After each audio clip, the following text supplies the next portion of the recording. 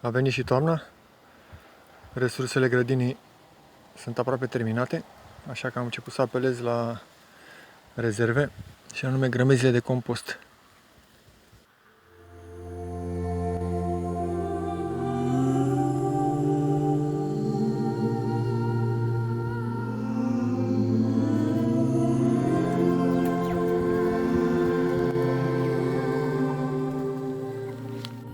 Am început să scot și din merele ce le-am cules în vară. Verdeața de pe teren s-a cam terminat, așa că sunt nevoit să suplimentez cu granule de lucernă. Am tăiat niște gutui, am spart niște nuci. S-a făcut de o gustare mică, de 2-3 ori pe săptămână.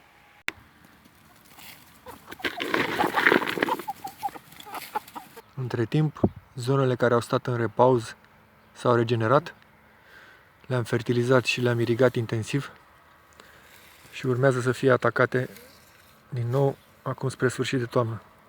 Până când le voi lăsa libere iar, am fost prin vecini și am adunat niște iarbă.